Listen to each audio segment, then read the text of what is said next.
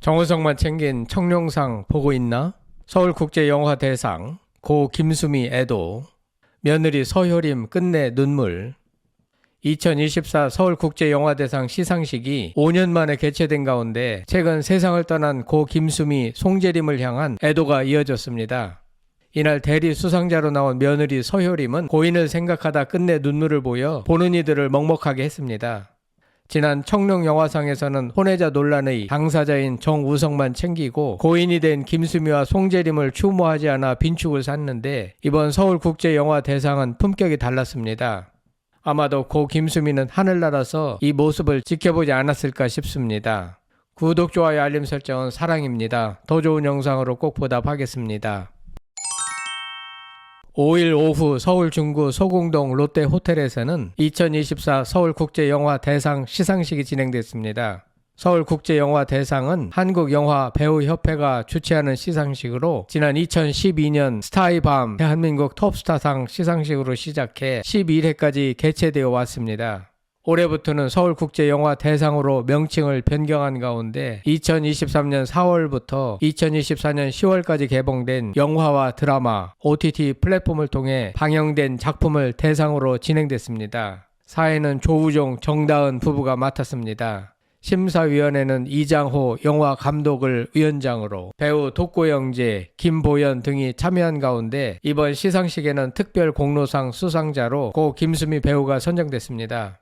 청룡영화상에서는 배우 정우성 혼외자 이슈만 크게 부각되고 그가 발언을 할 때 환호와 박수 갈채를 보낸 임지연, 고화성, 박주연 등의 배우들은 대중의 질타를 받았고 그가 발언할 때 의아해하며 공감하지 못한 표정을 보인 배우 해리 등은 대중의 칭찬을 받았습니다.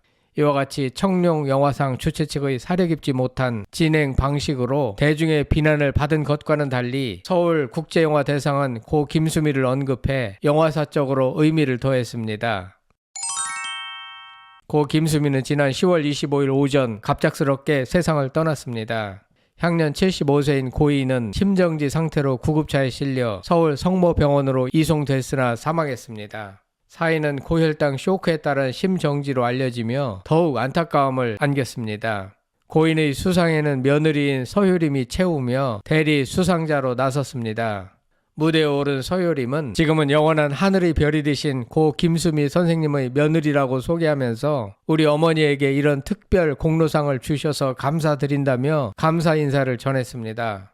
며느리 서효림은 고인의 발인 당시 장례식장에서 수많은 연예계 지인들이 참석한 가운데 엄마 가지마 라며 오열의 안타까움을 자아냈습니다. 당시 서효림은 엄마 너무 고생만 하다 가서 어떡해 라며 통곡해 다른 이들의 눈시울을 붉혔습니다.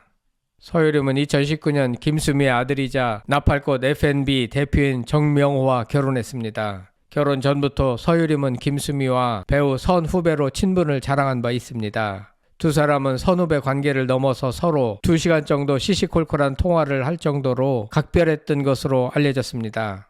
서효림은 시어머니의 각별한 사랑을 받았고 집을 증여받아 화제가 되기도 했습니다.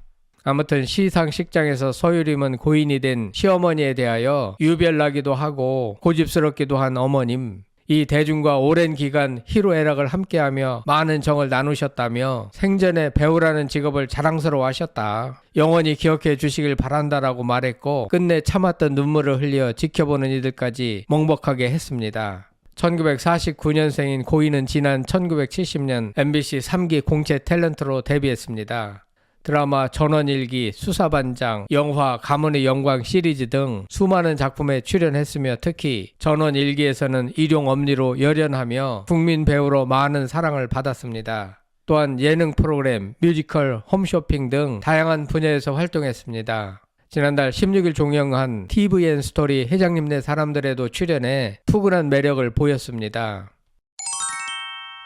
한편 이날 시상식에서는 또 다른 고인, 고 송재림에 대한 애도도 전해졌습니다. 티빙 드라마 우시왕후로 OTT 부문 특별 연기상을 수상한 배우 정유미가 고인을 언급한 것입니다. 송재림은 39세라는 안타까운 나이에 생을 마감했습니다. 당시 점심 약속을 잡았던 친구가 송재림의 집을 찾아갔다가 고인을 발견하고 경찰에 신고한 것으로 알려졌는데 현장에는 A4 이쪽 분량의 유서가 남아 있었습니다. 갑작스러운 비보는 연예계를 충격에 빠뜨렸습니다. 이후 유족들의 요청 속에 발인식은 언론을 비롯한 외부의 비공개로 진행됐습니다. 정유미는 소감을 전하던 중 함께 연기했던 송재림 배우가 그곳에서 평안한 안식 속에 있기를 바란다며 고인에 대한 애도를 전해 눈길을 끌었습니다. 고 송재림은 모델로 활동하다가 영화 여배우들로 데뷔했고 2012년 방송된 MBC 드라마 해를 품은 달에서 왕 이현, 김수현 분의 호위 무사역을 맡아 주목받았습니다. 이후 그는 드라마 일단 뜨겁게 청소하라, 너의 노래를 들려줘, 아직 낯설은, 미남당, 피타는 연애, 우시 왕후, 영화 미친 사랑, 야차, 안녕하세요, 미끼 등 왕성하게 활동했습니다. 고인은 지난해 연극 와이프, 뮤지컬 베르사유의 장미로 공연에도 도전했으며 유작은 2025년 1월 개봉 예정인 영화 폭락, 사업 망한 남자입니다.